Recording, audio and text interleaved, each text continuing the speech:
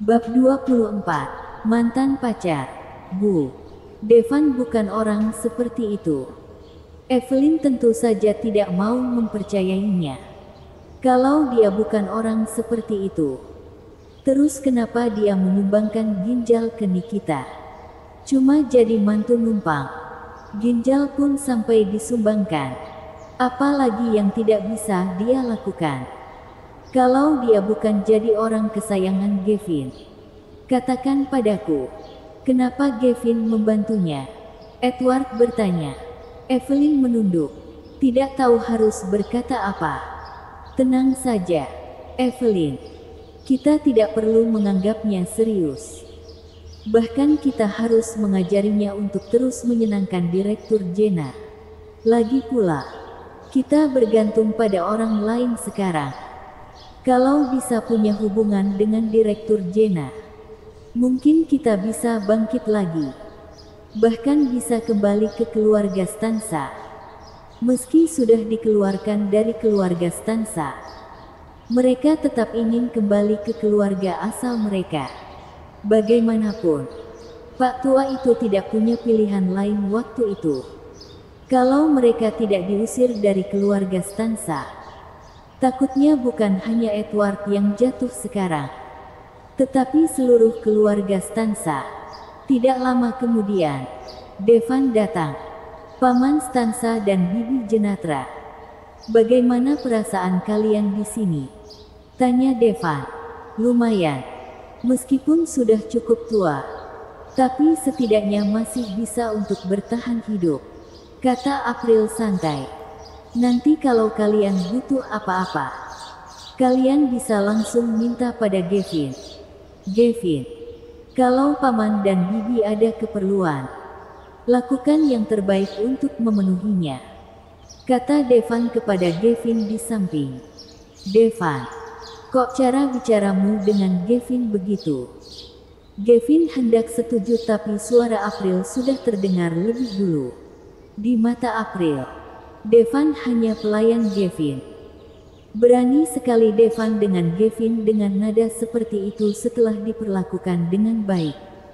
Terus, aku harus apa? Devan menatap April dengan curiga. Apa begini caramu meminta tolong? Kalau kamu minta Gavin untuk menolongmu, setidaknya katakan, tolong, lebih dulu. Setelah April selesai bicara, dia bicara pada Gavin dengan senyum menyanjung, Direktur Jenna. Devan masih muda. Wajar dia bersikap sembarangan. Jangan dimasukkan ke hati. Aku akan mengajarinya dengan baik. Gavin bingung dengan perkataan April. Tapi bagaimanapun juga dia adalah ibu mertua Devan. Jadi dia tidak berani mengatakan apapun. Takut kalau mengatakan hal yang salah. Devan, kamu harus lebih sopan ke Gavin ke depannya. Paham? April terlihat seperti orang tua pada umumnya. Oke, Bibi. Devan mengangguk. Melihat Devan patuh, April mengangguk puas. Direktur Jenna, kalau Devan memperlakukanmu dengan buruk ke depannya, kamu hukum saja. Bibi pasti mendukungmu. Sudut mulut Gavin berkedut. Dia berpikir sejenak. Mana berani Gavin menghukum Devan. Sebaliknya, dirinya harus selalu menjaganya. Namun, sepertinya tuan mudanya tidak terlalu tertarik padanya. Dia bahkan tidak mau membereskan. Oke Devan, cepat masak. Gavin pasti lapar setelah seharian sibuk. April memberi perintah. Biar aku yang masak, kata Gavin segera. Gavin, tolong jangan ikut campur. Biar Devan saja yang masak. Dia ini jago masak. April tahu bahwa Devan yang bertanggung jawab atas kehidupan sehari-hari orang-orang dari keluarga Simora. Tentu saja Devan bisa masak. Devan pernah memasak di rumahnya. Rasanya sangat enak. Konon kalau ingin mendapatkan hati wanita, maka harus puaskan perutnya terlebih dahulu. Ini adalah cara terbaik untuk menyenangkan Gavin. Devan, Gavin tidak berani meminta Devan untuk memasak. Jadi dia menatap Devan untuk meminta tolong. Tidak apa, Gavin. Biar aku saja. Kebetulan Konstansa sudah lama tidak makan masakanku, kata Devan cuek. Itu baru benar. April mengangguk puas melihat Devan bersemangat. Kalau begitu, aku akan membantu. Gavin tidak tahan dengan tindakan April. Devan dan Gavin pergi memasak bersama. Evelyn terlihat sedikit tidak senang. Meskipun dia tidak percaya bahwa Devan adalah seorang penjilat handal. Tapi, selain kemungkinan ini, apakah ada kemungkinan lain? Kalau bukan karena bantuan Gavin, bagaimana Devan bisa lolos dari keluarga Simora hari ini? Kalau keduanya tidak punya hubungan khusus, kenapa Gavin membantu Devan? Terlebih lagi, Devan memiliki pengalaman sebagai mantu numpang. Sepertinya bocah ini punya kehidupan yang cukup baik. Dia punya hubungan dekat dengan Direktur Jenna. Edward menatap punggung Gavin yang tegak. Dia berkomentar, seorang wanita seperti Gavin memiliki wajah dan tubuh yang mempesona. Dia juga sangat berkuasa. Jelas wanita seperti itu bisa jadi objek fantasi semua pria. Intinya dia juga terlihat sangat lembut. Tidak seperti Nikita yang selalu terlihat mendominasi. Meskipun Edward benar-benar melihat Nikita hari ini, tapi Nikita duduk di kursi roda dan menutupi matanya dengan kain kasa. Jadi dia tidak begitu mengenalinya. Apa bagusnya? Kamu pikir jadi gigolo seperti itu bagus? Kalau memang masih disukai, kamu bisa melakukan apapun yang kamu inginkan. Tapi saat sudah bosan, pasti akan ditendang. Baru kamu akan sadar kalau kamu bukan siapa-siapa. Sepertinya pelajaran yang diberikan Nikita untuk Devan masih kurang. April berkomentar, istriku, kamu benar. Edward setuju dengan perkataan April. Di sisi lain, Odin terkejut. Dia baru bereaksi sekarang. Secara emosional, keluarga Edward menganggap Devan sebagai pelayan Gavin. Tapi ini memang hal yang normal. Kalau dia tidak melihat sikap hormat Gavin terhadap Devan dan berlutut di hadapan Devan, dia juga akan merasa seperti itu. Bagaimana kalian bisa begitu yakin kalau Devan adalah pelayan Gavin? Bagaimana kalau bukan? Kata Odin. Haha. Kalau Devan bukan pelayan Gavin, namaku saja yang ditulis. Artinya, kalau bukan karena Gavin, dia tidak akan lolos dari keluarga Simora hari ini. Pasangan ini sangat yakin dengan identitas Devan sebagai pelayan Gavin. Kalau memang kalian berpikir begitu, terserah saja. Odin tidak banyak bicara. Kebenaran akan selalu terungkap suatu saat nanti. Ketika saatnya tiba, April dan Edward pasti akan terkejut.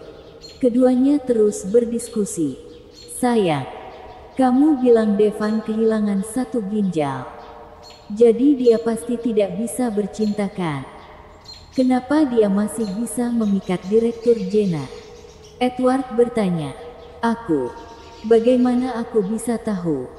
Mungkin orang-orang seperti Gavin suka dengan yang seperti itu. Pipi April sedikit memerah. Memikirkan apa yang terjadi di rumah kontrak sebelumnya. Jantungnya berdegup kencang. Dia juga sangat bingung. Devan jelas kehilangan ginjal. Bagaimana mungkin dia masih terlihat perkasa seperti itu? Tapi dia tidak berani memberitahu Edward tentang hal ini. Edward jelas tidak bisa seperti Devan. Ini adalah topik yang sensitif. April tidak ingin melukai harga diri Edward. Tak lama kemudian, dengan bantuan Gavin, Devan memasak berbagai hidangan. Setelah makan, semua orang beristirahat. Tidak ada yang terjadi dalam semalam. Keesokan paginya, Devan mengikuti Odin pergi keluar. Pergi untuk membeli beberapa kebutuhan sehari-hari.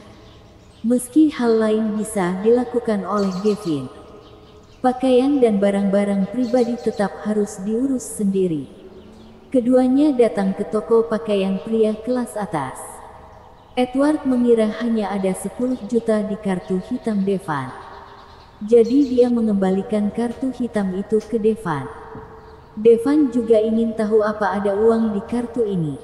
Segera, keduanya mulai memilih pakaian. Odin baru saja melihat satu set pakaian dan ingin mencobanya. Suara mengejek terdengar, "Hei, itu Odin kan? Kita menjual pakaian pria kelas atas di sini. Memang kamu bisa beli. Kalau tidak mampu, jangan pegang-pegang deh. Kamu tidak akan mampu membayarnya kalau nanti kotor." Odin menoleh ke belakang, melihat seorang penjaga toko wanita cantik sedang menatap keduanya dengan senyum mengejek di wajahnya. Penjaga toko wanita ini tidak lain adalah mantan pacar Odin. Bersambung.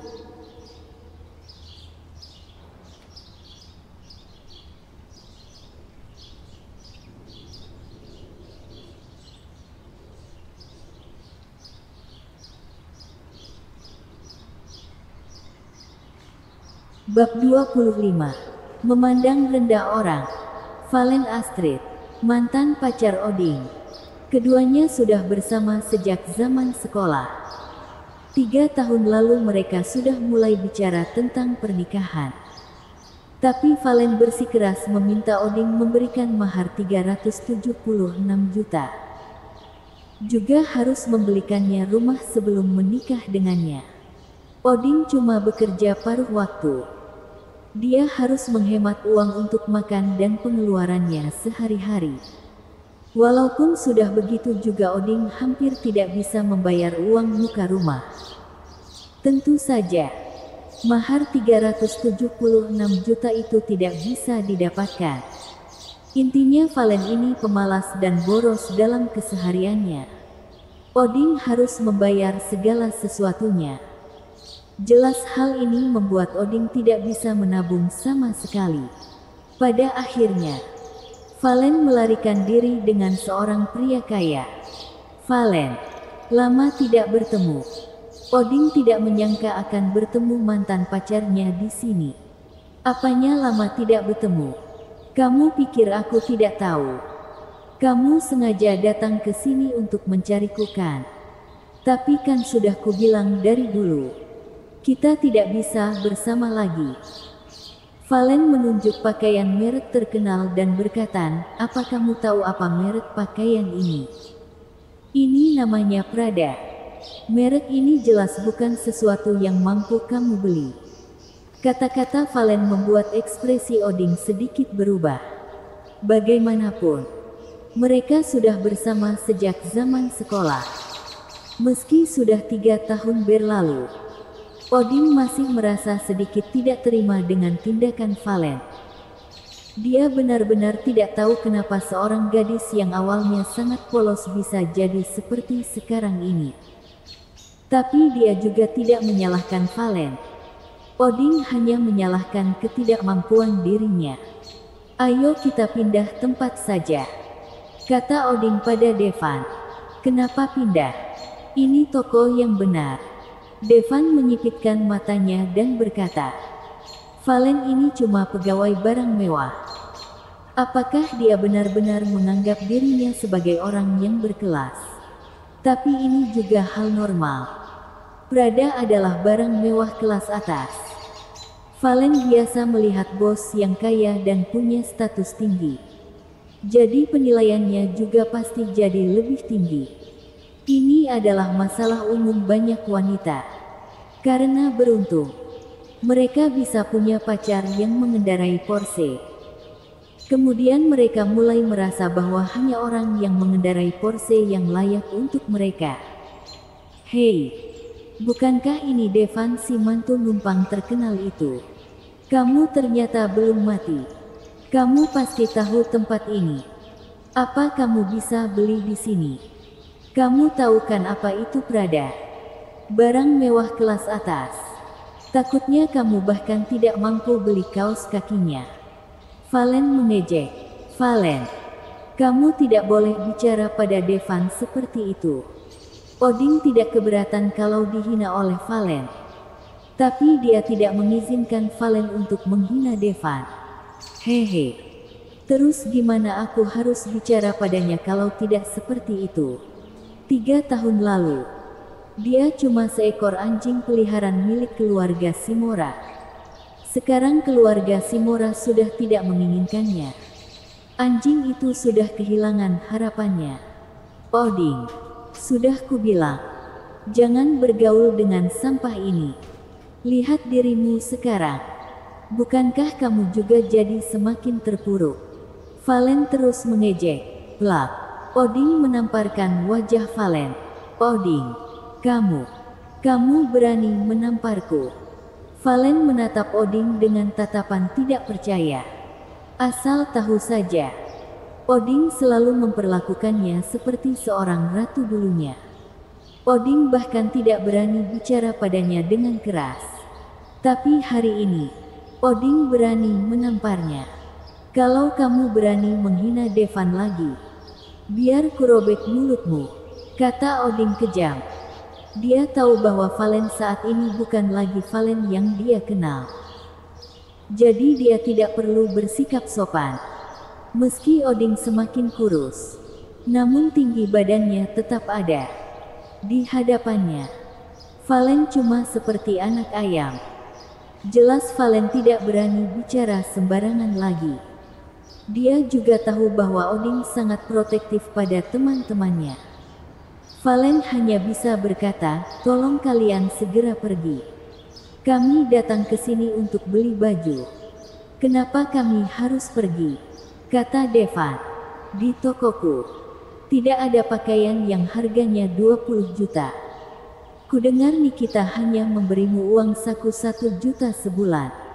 Mana mampu kamu beli baju di sini? Valen masih terus mengejek. Apa kamu yakin aku tidak mampu beli? Devan menyipitkan matanya dan berkata, Kak Valen, ada apa? Kenapa kamu mau mengusir pelanggan? Pada saat ini, penjaga toko wanita lainnya masuk dari luar. Baik dia dan Valen adalah asisten toko di sini. Dia baru saja dari kamar mandi. Tidak ada apa-apa. Aku cuma sedang mengurus 2 orang miskin. Aku mau mengusir mereka agar tidak mengotori pakaian kita, kata Valen menyindir. Setelah masuk ke toko, semua orang adalah pelanggan. Bagaimana kamu bisa mengusir tamu? Kalian berdua, kalian bisa mencoba pakaian apapun yang ingin kamu coba, kata penjaga toko wanita dengan ramah pada Devan dan Odin. Dia bahkan sedikit tersenyum pada mereka dan juga membungkuk. Wanita muda ini memiliki kepribadian yang cukup baik. Dia terlihat jauh lebih baik dari Valen.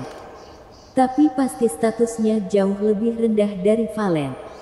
Ada kata, magang, tertulis di pakaiannya. Kamu tidak bisa menilai orang sama sekali. Kalau kamu terus seperti ini, kamu tidak akan pernah bisa jadi orang sukses di hidupmu. Kalau kamu mau layani, terima saja. Valen mencibir dan mengabaikan semuanya. Wanita muda itu mulai melayani keduanya dengan ramah. Dia bahkan mengambilkan pakaian yang Devan dan Odin suka untuk dicoba. Apa kamu tidak takut kalau kami tidak akan beli? Kata Devan pada penjaga toko wanita sambil tersenyum. Tidak apa-apa. Tidak ada aturan di sini kalau harus beli saat datang ke toko. Wanita itu tersenyum manis. Devan mengangguk dan berkata, oke.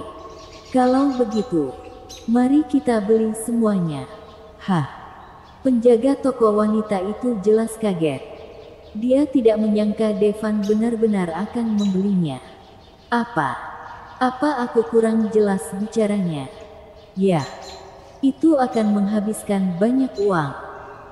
Penjaga toko wanita itu sepertinya tidak percaya bahwa Devan mampu untuk membeli semua ini. Kenapa? Kamu takut aku tidak punya uang? Devan mengerutkan keningnya. Tentu saja tidak. Oke, kalau begitu, aku akan menyiapkannya.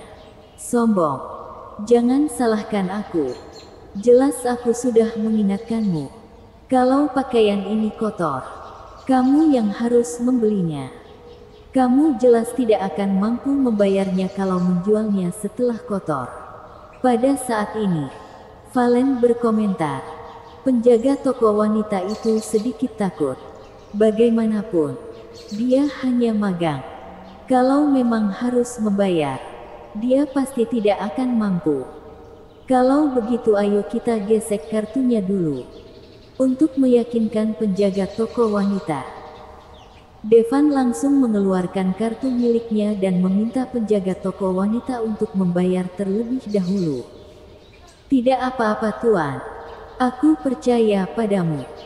Penjaga toko wanita itu mulai mengemas pakaian untuk Devan. Penjaga toko wanita mengemasi pakaian dengan sangat hati-hati. Karena takut akan membuat pakaian kusut dan kotor secara tidak sengaja. Melihat hal ini, ada senyum muncul di wajah Valen. Sambil memegang secangkir kopi, dia berjalan ke penjaga toko wanita yang sedang berkemas dengan serius. Lalu menepuk bahunya. Saat ini, penjaga toko wanita ini sedang sangat fokus. Tapi dia terkejut dengan sentuhan Valen.